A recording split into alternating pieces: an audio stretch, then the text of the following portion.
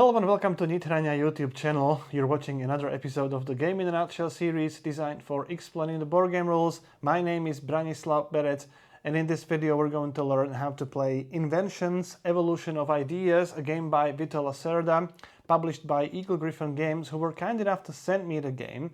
And Paul Grogan from the Gaming Rules channel already did the official how to play tutorial for the game, so I'm not going to repeat the same type of video.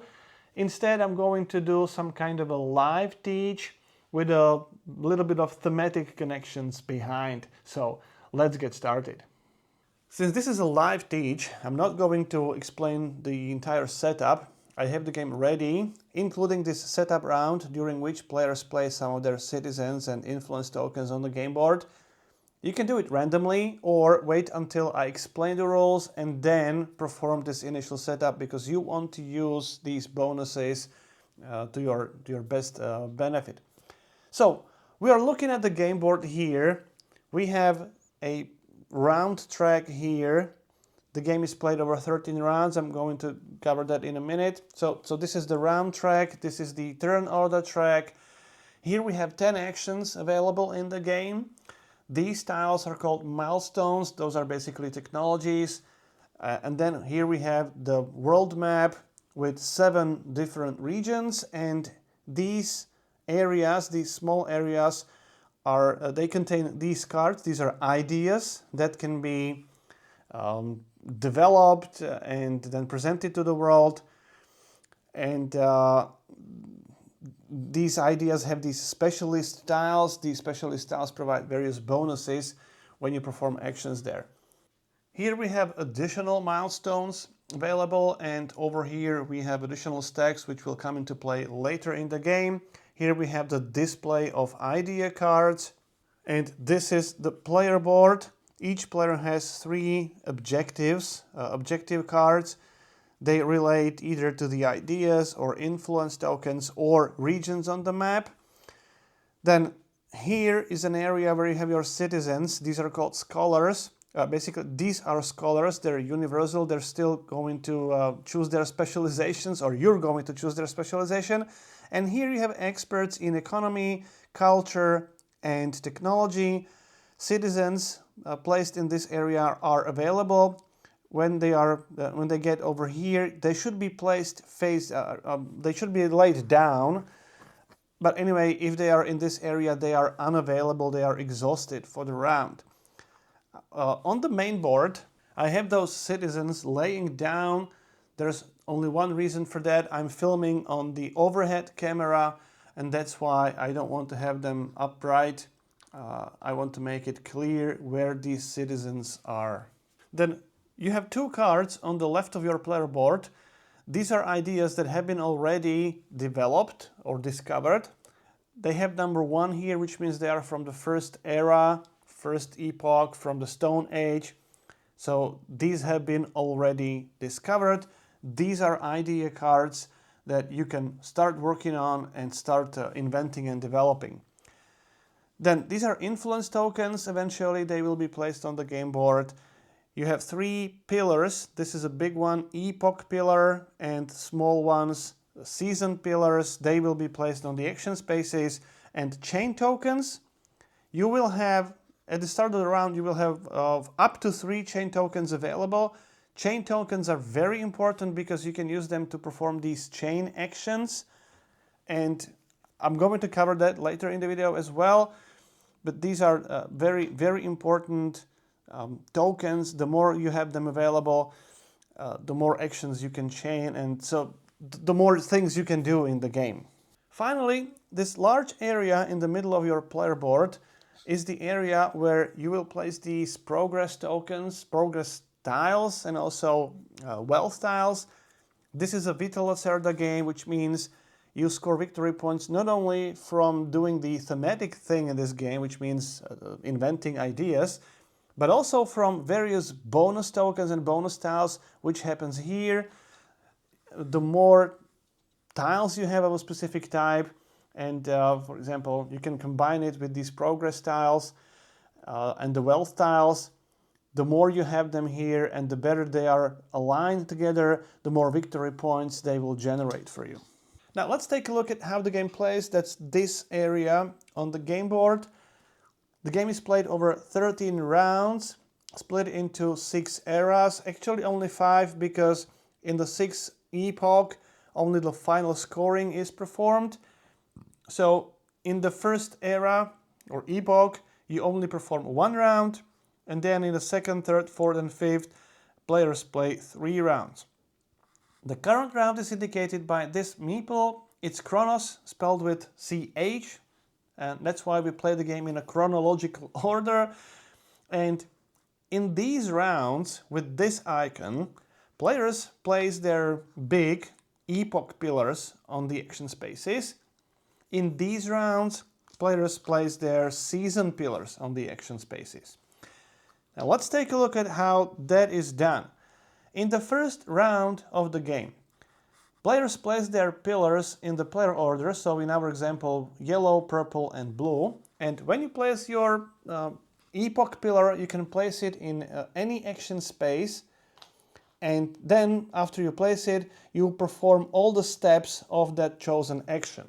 I'm going to explain all those actions later in the game. For the moment, let's take a look at how those pillars are placed on the action spaces.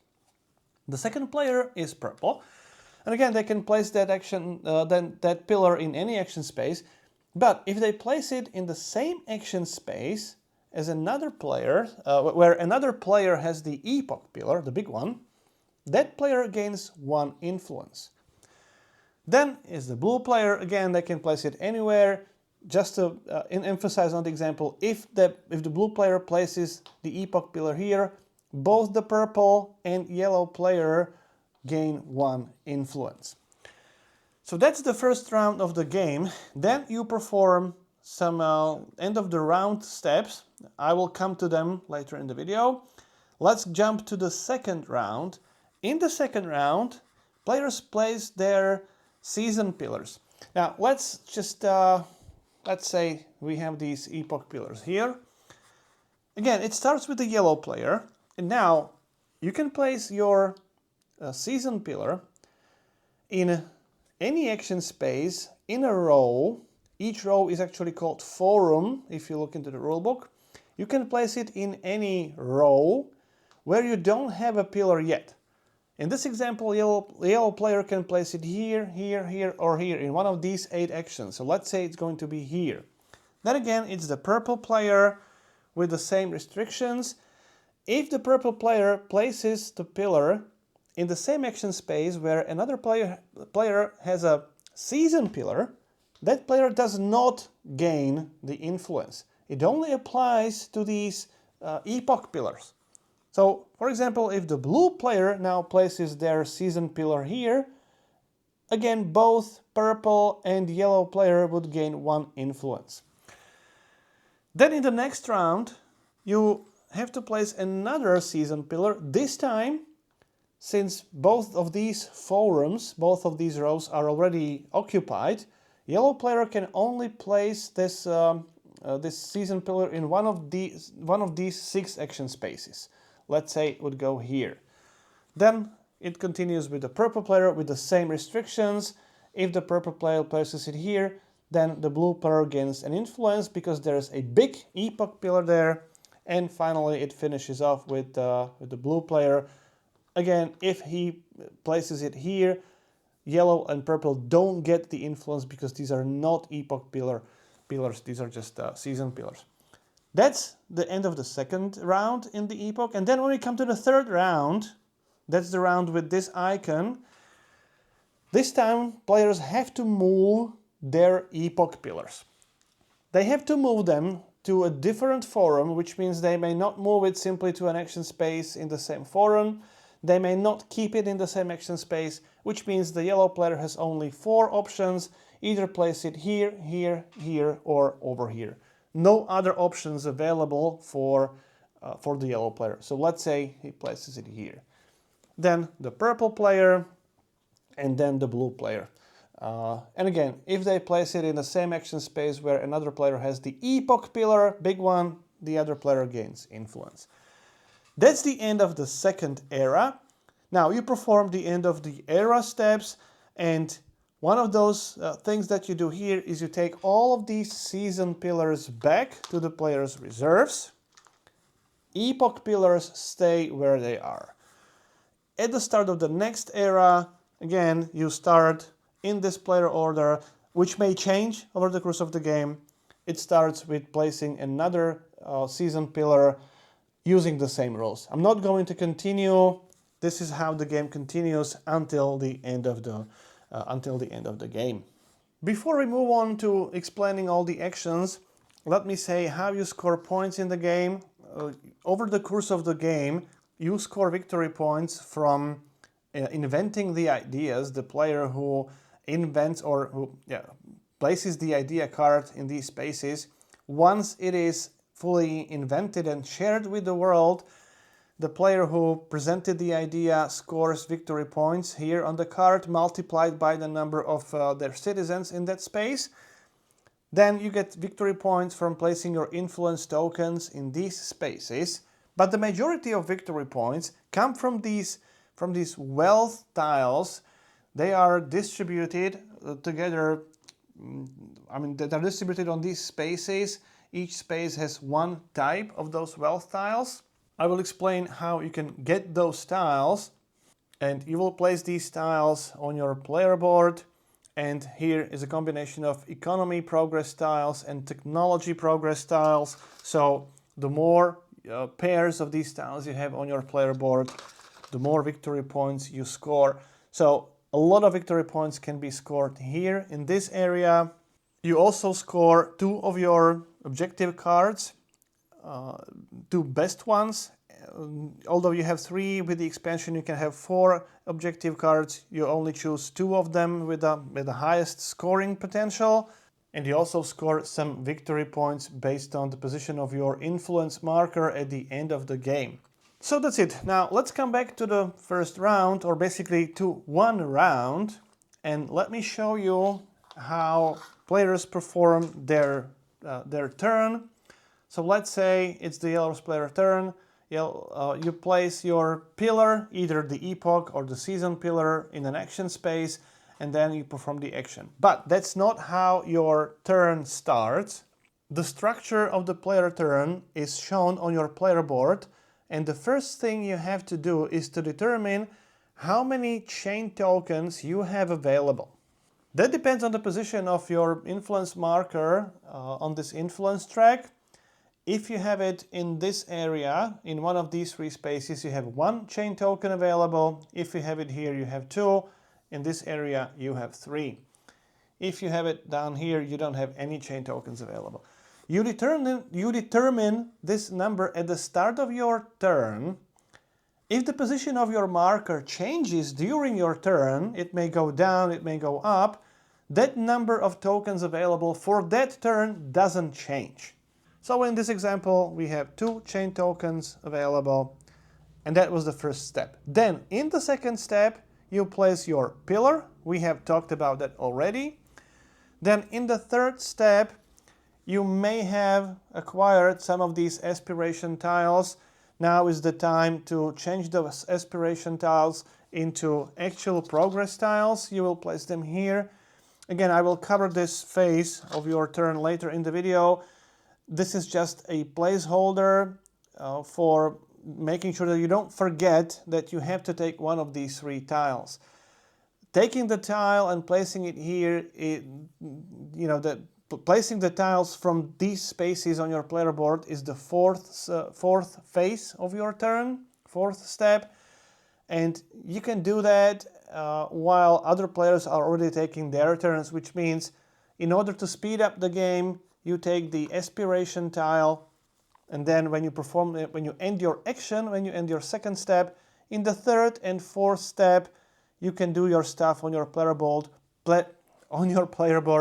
while other players can already start taking actions. So that's the structure of the turn. I've covered this one, and now let's take a look at the actions. I'm going to cover these 4 actions in this particular order because the first action is called present an idea.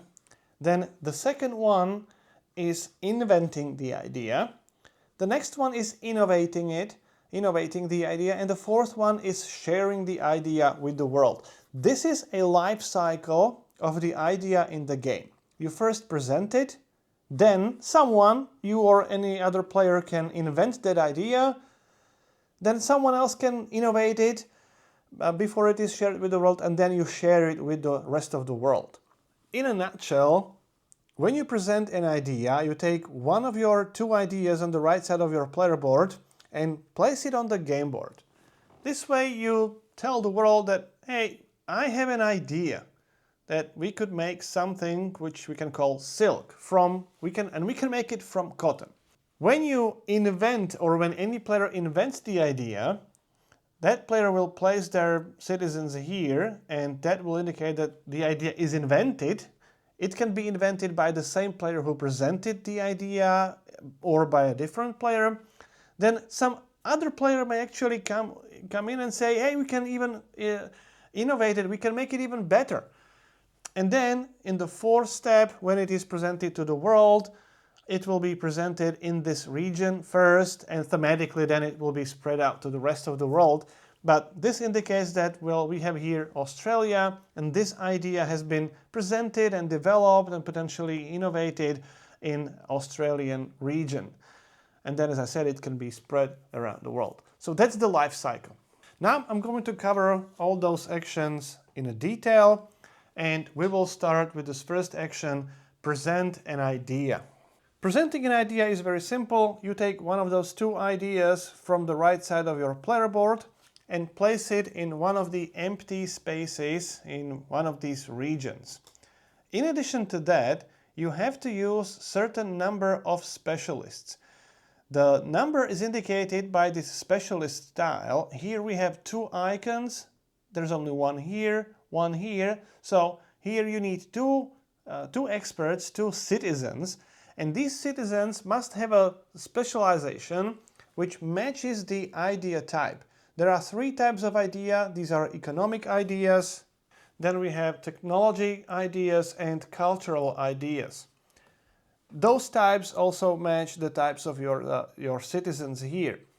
So the idea is economic idea. It relates to economy, and you need two experts, two specialists from your player board.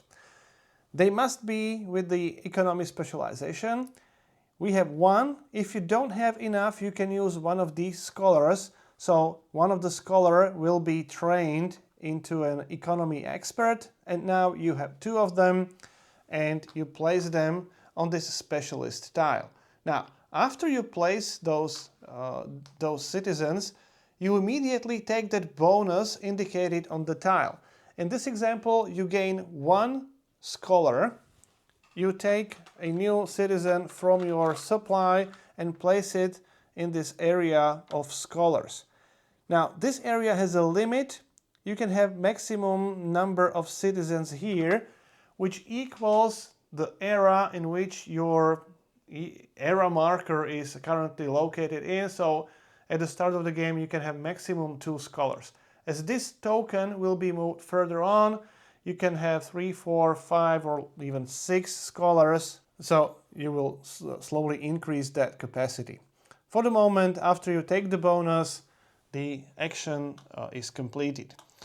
Note that if you place that card in these spaces, for example, you can immediately perform this action. So here you can recognize the icon is the same icon as here. So you would be able to take another present an idea action, which means you would be able to take the second card, place it in any empty space, place specialists there if you have them available, and then take the bonus. At the end of the action, take one of the cards from the display, even the one which is on top of the deck. If you take the one from the deck, refill the display, and then place the card to the right of your player board.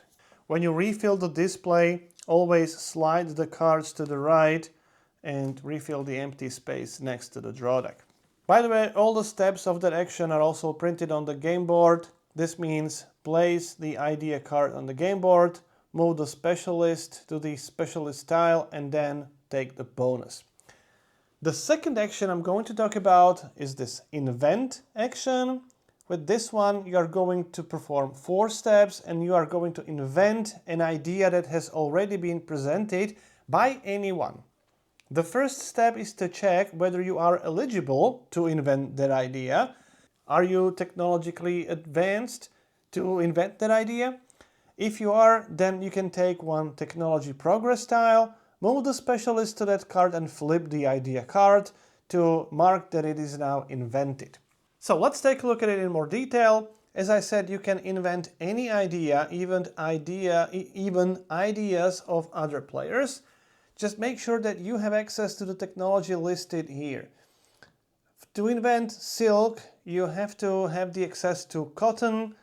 To invent glass, you have to have the access to the coating of control of fire. You can also see some small letters. This is letter B, which means this technology, cotton, is from the era B. Control of fire is from era A. So let's take a look at these milestone tiles or technology tiles. All the tiles in this column have already been invented. So all players have access to these tiles, even if they don't have any of their citizens here, any of their meeples. Everyone has access to all these technologies. If you have a technology in this column, you have access to that technology if you have your meeple or your citizen on that technology, or if the technology is in the space with your color, then you have access to that technology even if you no longer have that citizen here, because you may call it back with these actions called the specialists or called the diplomats. You may call them back, but if it is in this area with your color, you still have access to it.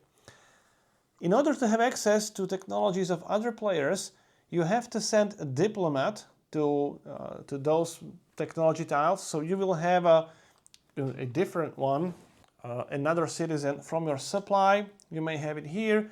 And in that case, you also have an access to copper smelting in this example. Later in the game, when Chronos advances further to new eras, if the Chronos is, for example, in the C era, in the 3rd era, if any player has a milestone or technology tile, milestone tile in their area, with a letter which is behind the current letter, so current Chronos era is C, and their technology is still from the B era, then again all players have access to that technology. In a nutshell, everything which is behind the Chronos era, so if the Chronos is in the 3rd era, all technologies from the B and A era are available to all players. So looking at the current example here, in order to invent this idea, a player needs to have access to cotton, here an access to the control of fire. Yellow player has access to both of them, so we can choose any of these ideas. For the sake of our example, let's choose this idea. The next step is to take one technology progress tile.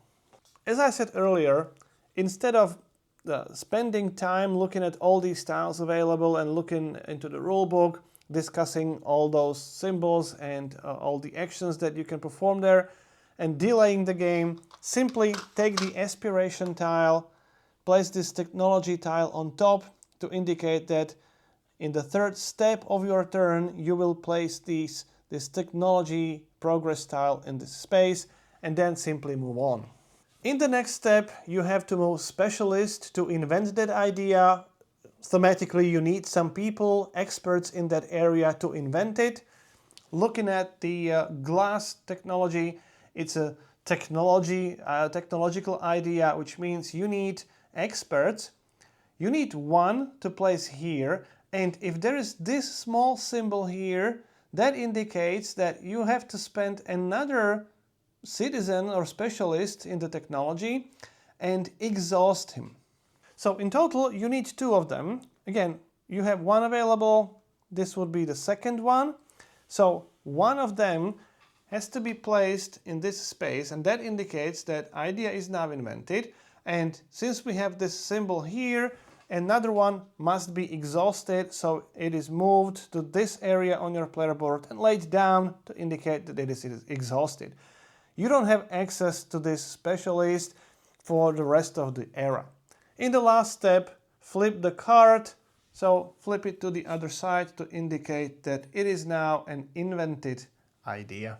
Once the idea is invented, it can be shared right away.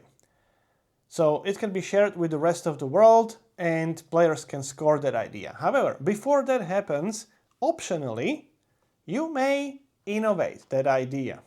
Now, there are two restrictions for innovating. First of all, you may only innovate an idea which has been already invented, which means there is a specialist, there is a citizen in this space.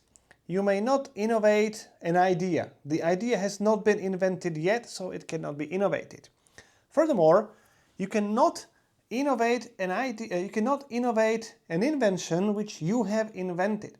That's why there is this symbol here, which means the citizen in this space must be different than the citizen in this space. These must be two different players.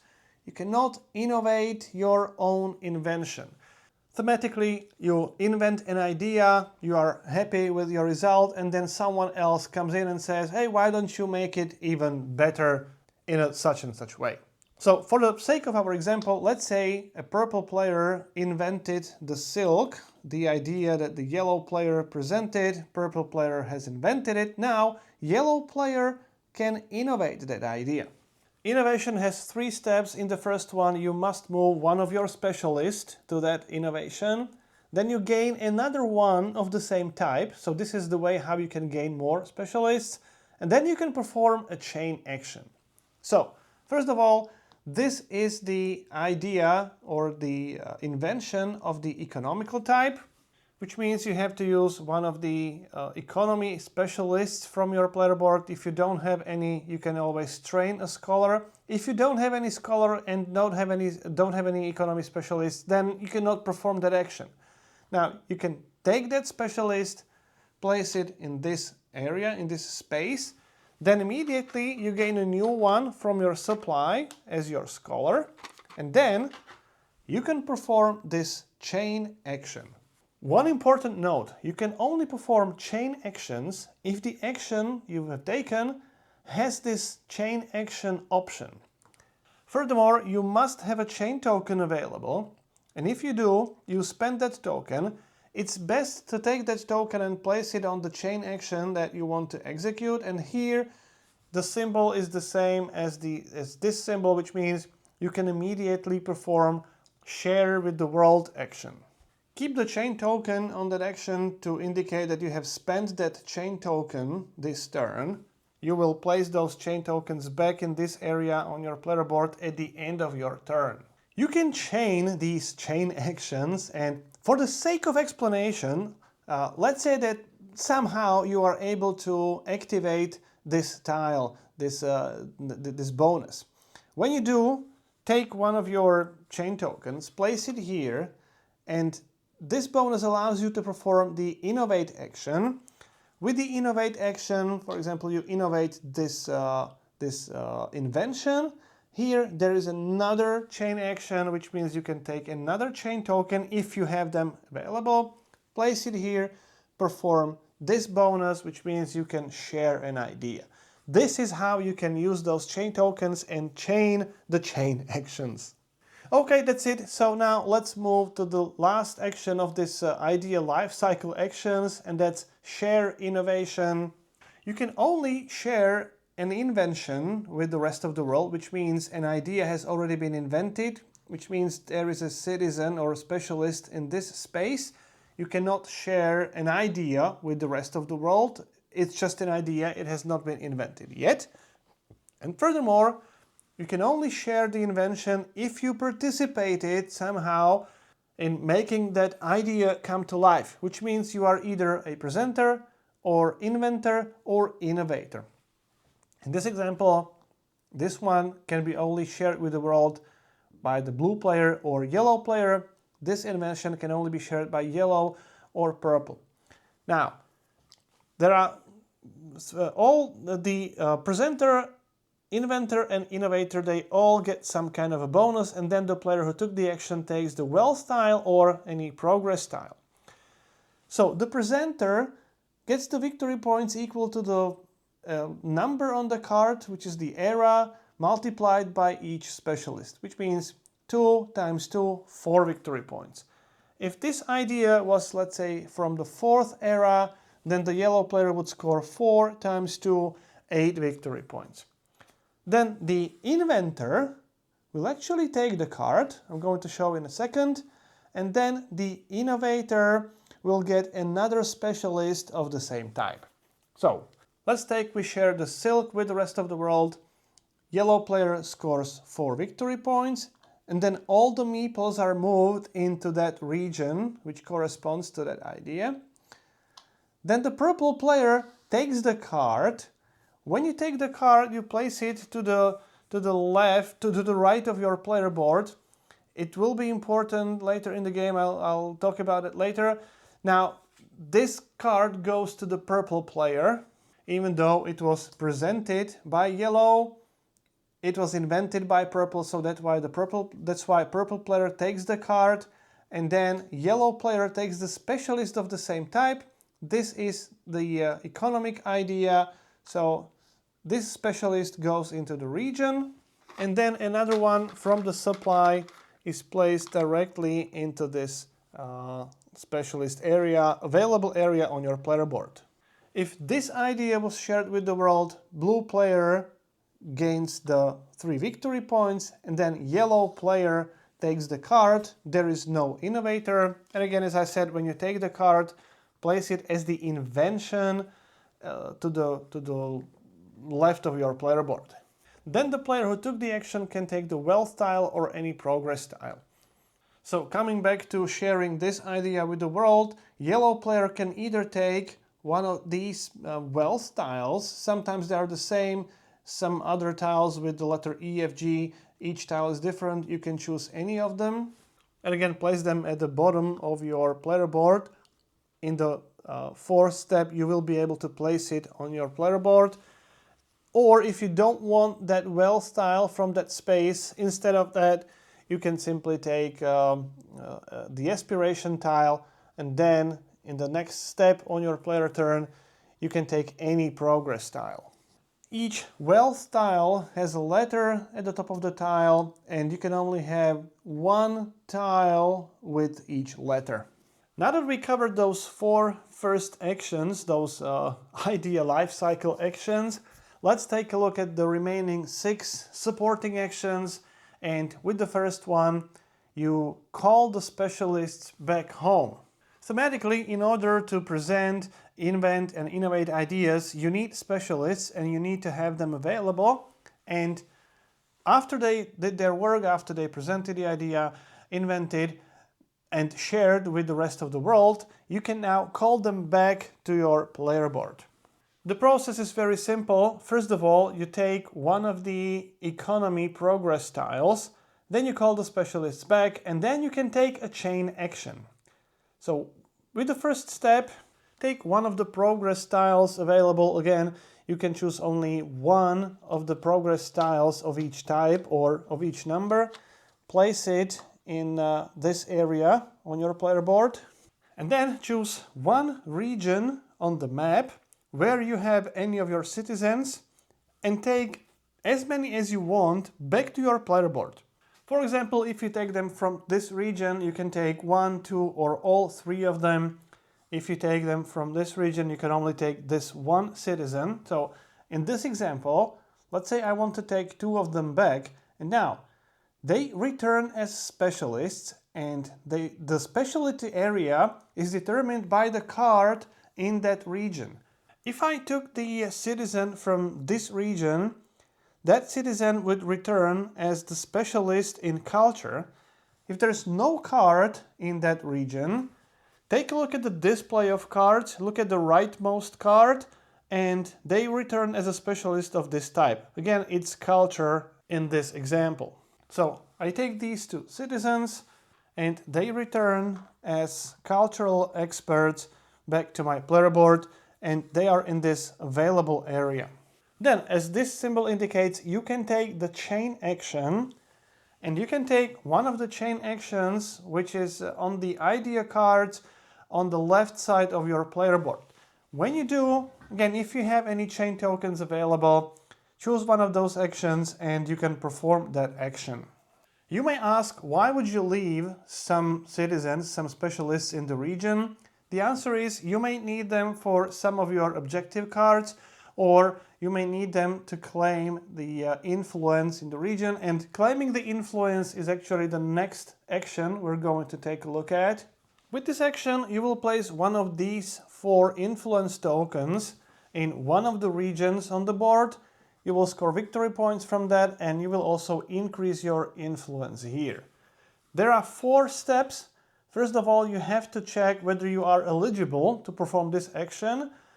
Then you have to return a certain number of specialists back home from that region, and then you gain victory points and influence, and again, you may perform a chain action. Let's go step by step. In the first step, check for eligibility. You may perform this action in one of those 7 regions where you don't have your influence token yet. You may not have 2 influence tokens in the same region, and where you have more citizens than any other player in that region. Currently there's no such region, but let's say, for the sake of explanation, that we have 3 citizens here. Yellow player doesn't have the influence token here yet, and yellow player has more citizens, more specialists in that region than any other player. Now, when you take a look at these influence tokens, there is a number here above each of them, 2, 3, 4, and 5, and that number determines how many citizens you need to return back to your player board, to your society board, in order to place that influence token on the board.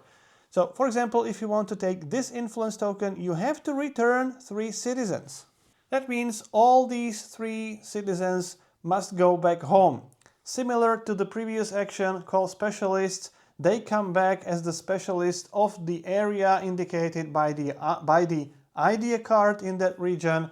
If there's no card there, it's indicated by the rightmost card in the idea card display. So these 3 citizens come back home as specialists in the economy area. Now, after they come back, you can take that influence token and place it on the first empty space, the leftmost empty space in that region, score the indicated number of victory points, and then count the number of your influence tokens in this regional area, which are still face up. There are 2 tokens here, and gain that many influence points on the influence track.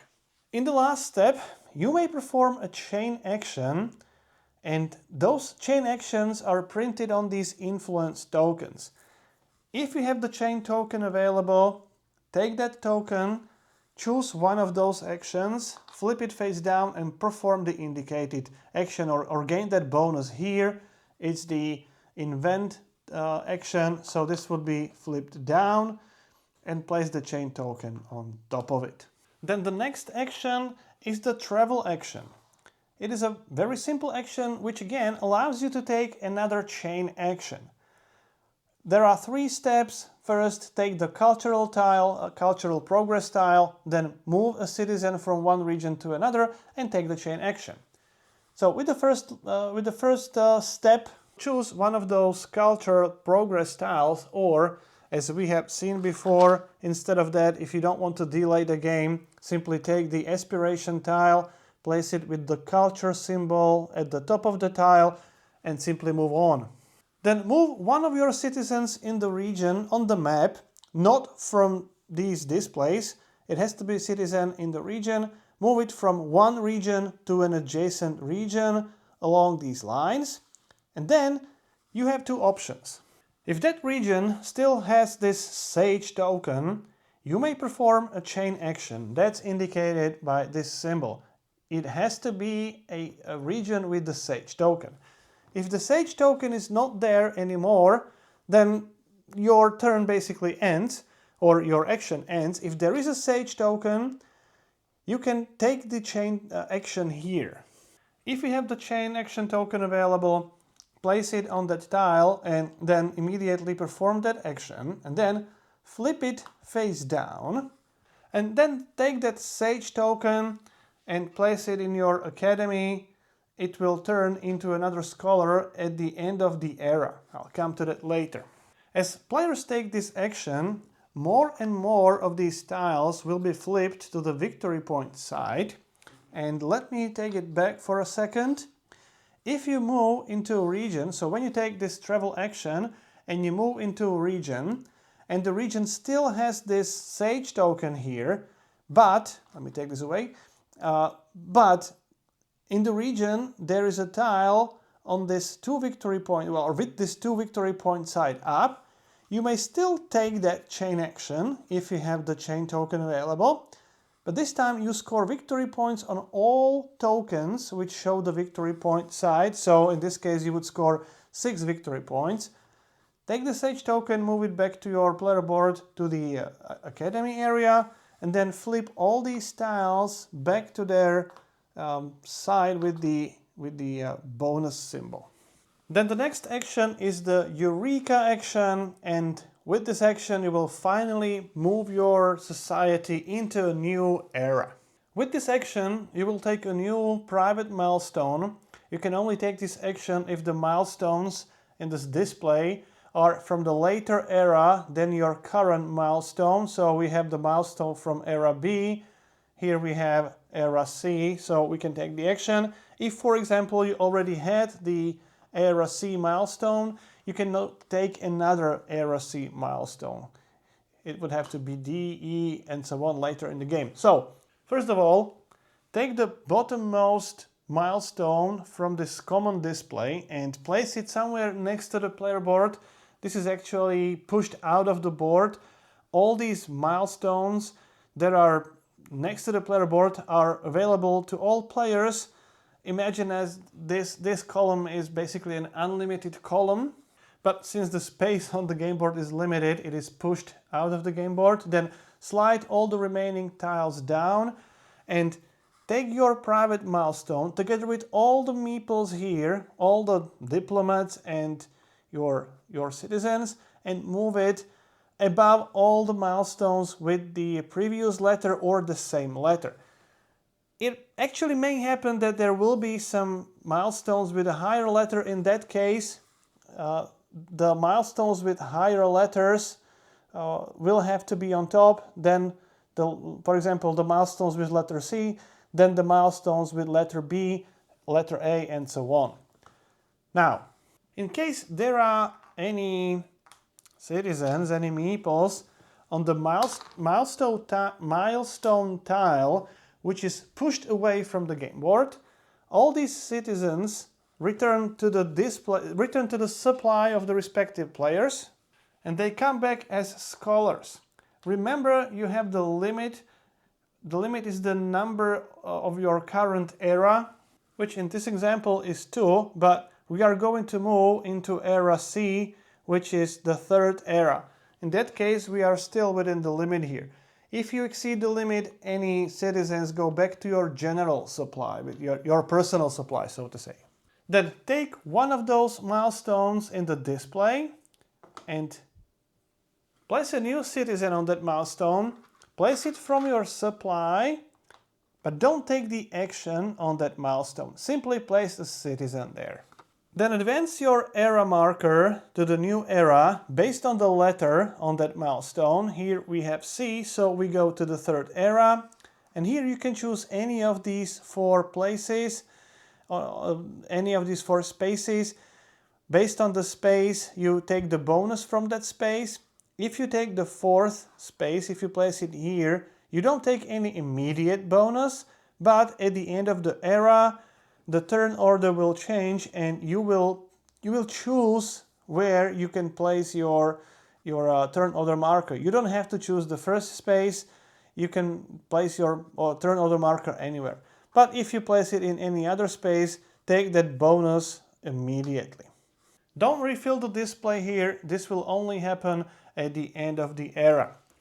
Now, with the Eureka action, you gain access to more advanced technologies, and if other players want to get access to that technology, or potentially if you want to get access to the technology of other players, For example, let's say the purple player will take the Eureka action and advance to the next era, and they would take, for example, sailing. They will place their citizen there, and now let's say you want to take you want to have the sailing technology available as well. You do that by taking the Send Diplomat action. With this action, you can take any of your available citizens, any of your available specialists, and place it in one of these empty spaces on the milestone tile, and then you can perform the action depicted on that milestone. If the milestone would be from the later era than your private milestone, let's say if the yellow player would still be in the second era, then the purple player would get 1 influence. That's indicated by this symbol. And that's it. That's the whole Send Diplomat action. But don't forget, you can take this bonus action. That's a very powerful ability of this Send Diplomat action. And finally, the last action is call the diplomat back home. You can only have 1 diplomat on each of these milestones. And remember, when you send the diplomat to the milestone, you take the depicted action, and when you call the diplomat back, you take that action again. The diplomat comes back home as the scholar. And so that's it. Those are all 10 actions in the game. Now I'm coming back to your turn structure. In the first step, you determine the number of available chain tokens. In the second step, you perform the action, and we just went through all those 10 actions available in the game. Now in the third step, if you have any aspiration tiles, it's time to replace them with the proper progress tiles. Here we have a technology progress tile, so now you have time to choose one of those progress tiles. Let me just choose randomly, and here we have a cultural progress tile. So again, you can take it, choose any of them, just let me choose randomly. Remember, you can only have 1 tile with each of those numbers. I mean, 1 cultural tile with number 3, 1 progress tile with number 3 and number 4, and so on. So 1 of each type. And now we can come to the last step of your turn, and that is placing these progress tiles and wealth tiles on your player board. First of all, as indicated by these symbols, you can only build the number of these tiles equal to your current era minus 1. In our example, the yellow player is in the 3rd era, which means 3 minus 1 is 2. So you can build maximum 2 of these tiles at the end of your current turn. In order to build, there is a one-time initial cost of a certain number of influence points. When you have all 4 tiles, so all these 4 spaces are covered with tiles, you don't have to pay any influence. If you only have 3 of these tiles, you have to pay 1 influence. If you only have 2 tiles here and you want to build them, your initial cost is 2 influence per point, and so on. So let's say just for the sake of the explanation that we have the situation like this, and as the initial cost you have to pay 1 influence. That means you have to move your influence marker 1 space down. Then in order to build the tile, you can build any tile, you can build them in any order. You have to use, exhaust some of the specialists. If you build economy progress tile, or the technology progress tile, or the cultural progress tile, so one of these 3 basic tiles, you have to exhaust 1 specialist of that type. So for example, for this economy progress tile, we have to exhaust 1 of these specialists, and then when you can place it in any empty space on your player board and take the bonus immediately. If you place it in one of these spaces with these tokens, you simply take that token and it becomes available. I will explain these tokens in a minute. If you place it on any of these spaces, you get that bonus, you get a specialist of a certain type. When you place it here, you get an influence point immediately, and when you place it here, you get a discount of 2 specialists. I'll come to that in a second as well. So the base cost is 1 specialist of that type, and you have to pay you have to exhaust one additional specialist of that type for each adjacent space which is covered by any other tile previously built. So for example, if I place it here, in that case the token is still here, if I place it here, it is one specialist as the base cost, and then another specialist because there is one tile already adjacent which has been built previously, so that would be another specialist exhausted. 1 plus 1, those are 2 specialists. It is discounted, however, by the number of cards, number of ideas previously developed of the same type. So here we have 1 card of the economy type, which means instead of 2 specialists, we only have to exhaust 1. So that's 1 discount. If there was another, let's say this idea is also developed, we would get a discount of 2 specialists to place any economy progress tiles. This doesn't apply to these wealth tiles. If you place a wealth tile, let's say we place it here, the base cost are 2 specialists of any type. You can exhaust any of them. If you exhaust scholars, you have to decide which specialization they get. And then, again, you have to pay 1 specialist of any type for each adjacent tile already built. So this would be another 1 and 2 specialists. However, when you place it here, you get a 2 specialist discount, which applies immediately. So, for example, instead of paying these 2 specialists, that would be a discount of 2 specialists. So for this tile, we have paid or exhausted 2 specialists, and that's it. That's the limit because the current era for the yellow player is 3. Again, those payment costs are depicted here on the player board, including the discount based on the number of discovered ideas of the corresponding type. That's the end of your turn.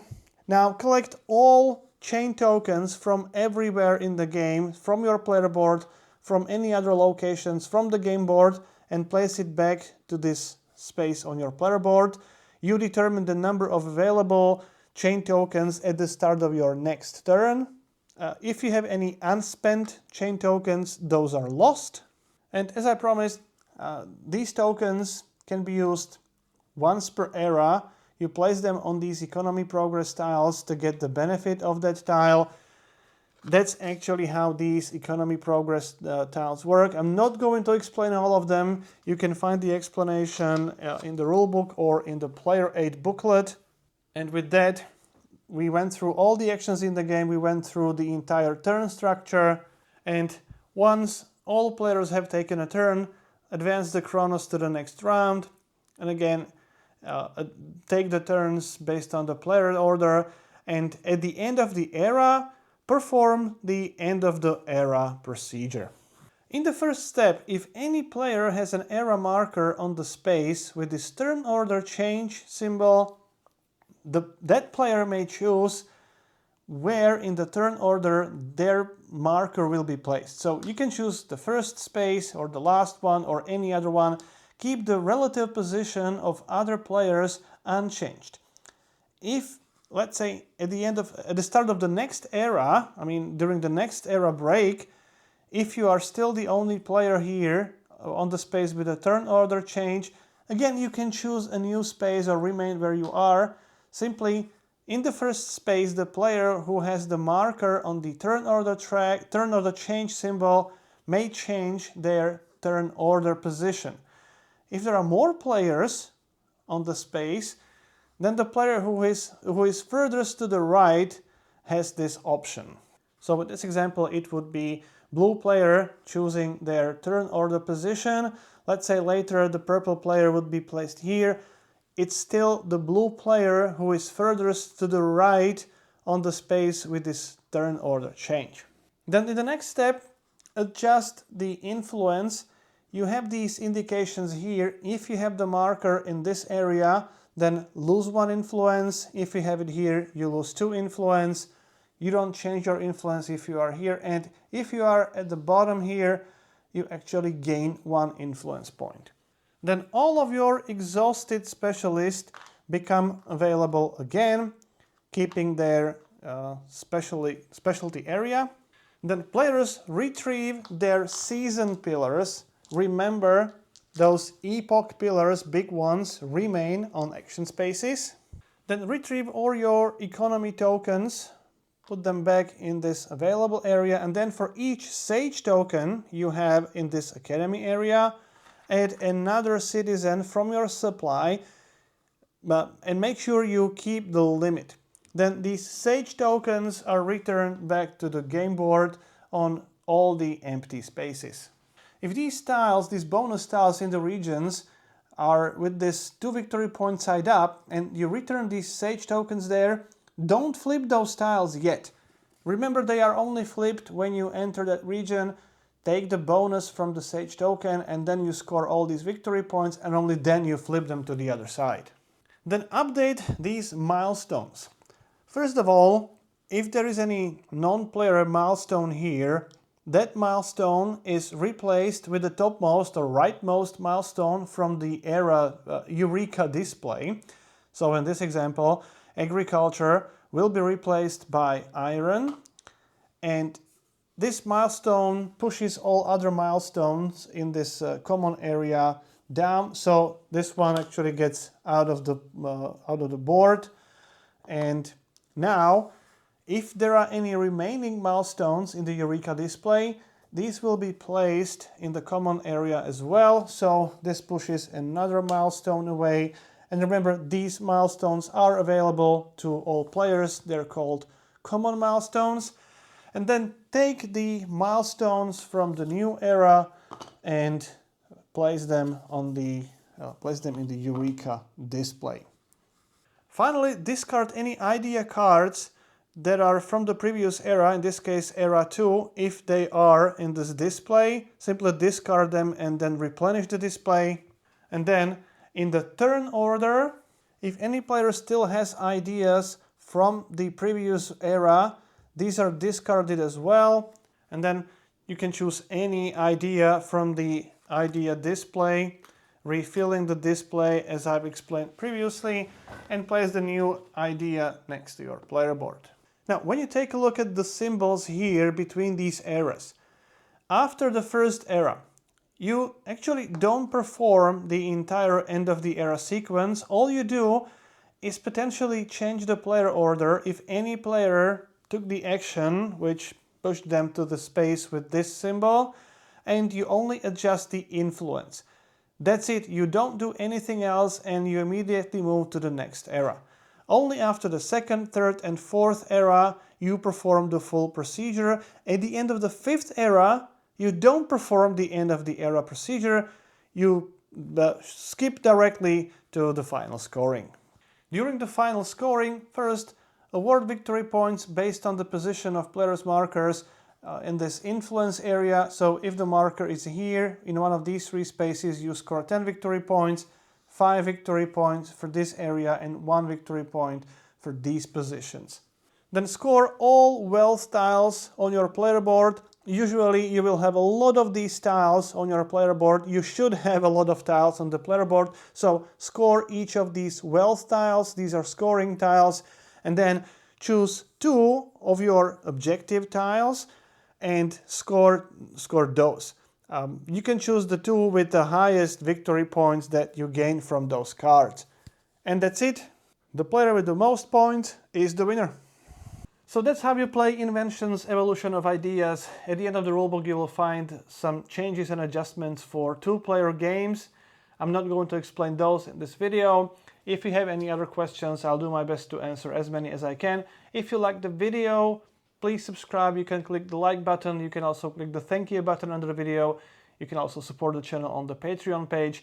You've been watching Game in a Nutshell. My name is Branislav Berec and hope to see you next time.